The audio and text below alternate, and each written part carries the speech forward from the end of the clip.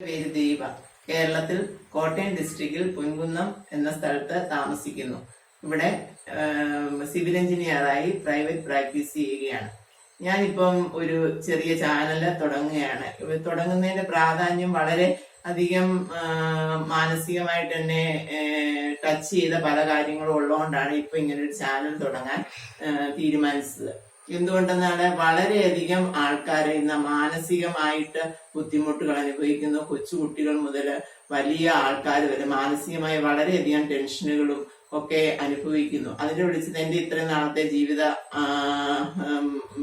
വെളിച്ചത്തില് വളരെയധികം കാര്യങ്ങൾ എനിക്ക് പങ്കുവയ്ക്കാനുണ്ടെന്ന് തോന്നിയത് കൊണ്ടാണ് ഇങ്ങനെയൊരു വീഡിയോ ചെയ്യാൻ തീരുമാനിച്ചത്. ഇപ്പം നമ്മുടെ കുട്ടികള് വളരെ ചെറുപ്രായത്തിൽ തന്നെ പീഡനങ്ങൾക്കിരയാവുന്നു, അതുപോലെ ഡ്രഗ്സിന് അടിപ്പെട്ടു പോകുന്നു, അതുപോലെ വളരെയധികം ജീവിതം എന്താണെന്നറിയാതെ ജീവിതം ഇട്ടെറിഞ്ഞ് പോകുന്നു, ആത്മഹത്യ ചെയ്യുന്നു. അങ്ങനെ പല പല ദുരന്തങ്ങള് നമ്മുടെ കുട്ടികൾക്ക് വന്നുകൊണ്ടിരിക്കുകയാണ്. ഇത് എന്തുകൊണ്ടാണ് ഇങ്ങനെ വരുന്നതെന്ന് ചോദിച്ചാല് അവർക്ക് മാനസികമായ പിന്തുണയില്ല. ഇപ്പൊ അച്ഛനും അമ്മയും ജോലിക്കാരായിരിക്കും, വീട്ടിൽ മുത്തശ്ശിമാരും മുത്തശ്ശന്മാരും ഇല്ലായിരിക്കും. അങ്ങനെ അവര് തന്നെ ആയിപ്പോയി അവർക്കൊരു പിന്തുണയില്ല, മാനസിക പിന്തുണ ഇല്ലാത്ത ഒരു അവസ്ഥ വരുന്നത് കൊണ്ടാണ് അങ്ങനെ സംഭവിക്കുന്നതാണ് എന്റെ ഒരു നിഗമനം. അതിൽ നിന്ന് അവർക്ക് എന്തെങ്കിലും ഒരു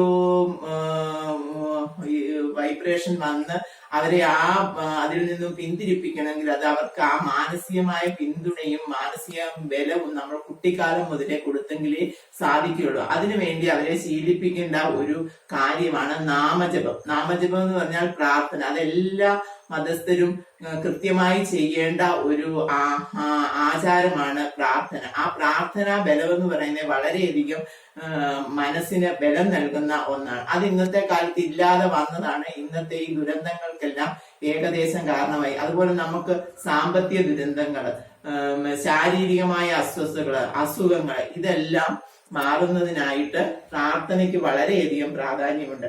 അത് നമ്മുടെ ജീവിതത്തിലേക്ക് തിരിച്ചു കൊണ്ടുവരാൻ കുട്ടികളിൽ നാമജപമായിട്ടും അല്ലാതെയും എങ്ങനെയെങ്കിലും ഒക്കെ തിരിച്ചു കൊണ്ടുവന്ന മനസ്സിന് ശക്തി കൊടുത്ത് അവരെ വളർത്തുക എന്നത് നമ്മുടെ ഓരോരുത്തരുടെയും ഉത്തരവാദിത്തമാണ്.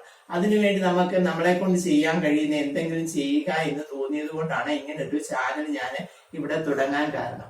ഇന്ന് നമ്മുടെ ഗ്രന്ഥങ്ങളിൽ ഏറ്റവും അറിയപ്പെടുന്നതും ഏറ്റവും പല ഭാഷകളിലേക്ക് തർജ്ജിമ ചെയ്ത് വിദേശത്തുള്ള എല്ലാ ആൾക്കാരും പഠിക്കുകയും എല്ലാ മതസ്ഥരും പഠിക്കുകയും ചെയ്യുന്ന ഒരു ഗ്രന്ഥമാണ് ഗീത. അതിനെക്കുറിച്ച് ഒരു വാക്ക് സംസാരിക്കാനാണ് ഞാൻ ഇന്ന് ഇവിടെ എത്തിയിരിക്കുന്നത്.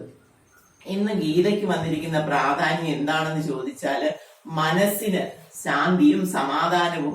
അതായത് കുട്ടിക്കാലത്ത് ഒരു കുട്ടി പഠനത്തോടൊപ്പം ഗീതയും ഹൃദ്യസ്ഥമാക്കിയാൽ ആ കുട്ടിക്ക് വളർന്നു വരുമ്പോഴും അവന് ഓരോ പ്രവൃത്തി മേഖലയിൽ അല്ലെങ്കിൽ അവന്റെ ഓരോ സ്റ്റെപ്പ് വെക്കുമ്പോഴും അവൻ എങ്ങനെ മുമ്പോട്ട് പോകണം എന്ന അവബോധം അവന്റെ മനസ്സിലുണ്ടായിരിക്കും ഗീത പഠിച്ചാൽ. കാരണം എന്തെന്ന് ചോദിച്ചാൽ ഗീതയിലെ ഓരോ കാര്യങ്ങളും ഒരു മനുഷ്യൻ എങ്ങനെ അവന്റെ ജീവിതം മുമ്പോട്ട് കൊണ്ടുപോകണം എന്നതിനെ കുറിച്ച് ഭഗവാൻ നേരിട്ട് അർജുനന് ഉപദേശം നൽകിയ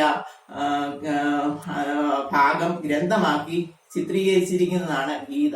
അതുകൊണ്ട് തന്നെ നമുക്ക് അത് സംസ്കൃതത്തിലായിരുന്നു, അത് മലയാളീകരിച്ച് എഴുതിയിട്ടുണ്ട്. എന്നാൽ പോലും നമ്മൾ മലയാളികൾ ഇതൊന്നും പഠിക്കുകയോ ചിന്തിക്കുകയോ ചെയ്യുകയില്ല. അതേസമയം അത് പല പല ഭാഷകളിലേക്ക് വ്യാഖ്യാനം ചെയ്ത് എത്രയോ ലോകരാഷ്ട്രങ്ങളാണ് ഇന്ന് ഗീത അവരുടെ പാഠ്യവിഷയങ്ങളിൽ ഉൾപ്പെടുത്തി അതിലെ ആ കാര്യങ്ങൾ സാംശീകരിച്ച് ലോക നന്മയ്ക്ക് വേണ്ടി അവരുടെ ആ വ്യക്തിത്വം രൂപീകരിക്കുന്നതിന് വേണ്ടി അത് വളരെയധികം ഉപയോഗിക്കുന്നു. അതിനെക്കുറിച്ച് നമ്മൾ വളരെയധികം ബോധവാന്മാരാകേണ്ട സാഹചര്യമുണ്ട്. ഇന്ന് ഈ മലയാള ജനത അതിനുവേണ്ടി ഒട്ടും സമയം കണ്ടെത്തുന്നില്ല. അത് മാറ്റി കുറെ സമയമെങ്കിലും ഒരു ദിവസം 24 മണിക്കൂറിൽ ഉള്ളതിൽ 24 സെക്കൻഡ് എങ്കിലും നമുക്ക് ഒരു ഗീത എന്ന പുസ്തകം എന്താണെന്ന് അറിയാനും അതിനെക്കുറിച്ച് പഠിക്കാനും ചിന്തിക്കാനും ശ്രമിക്കണമെന്ന് ഞാൻ വിനീതമായി നിങ്ങളോട് അഭ്യർത്ഥിക്കുകയാണ്. അതിനുവേണ്ടി എന്നെ കൊണ്ട് കഴിയുന്ന രീതിയിൽ പുരാണ ഗ്രന്ഥങ്ങളും പല പല,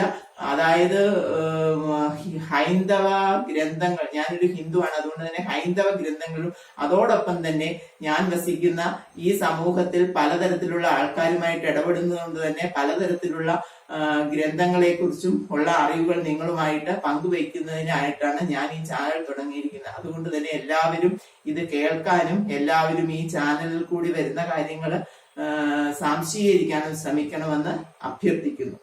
നമസ്കാരം.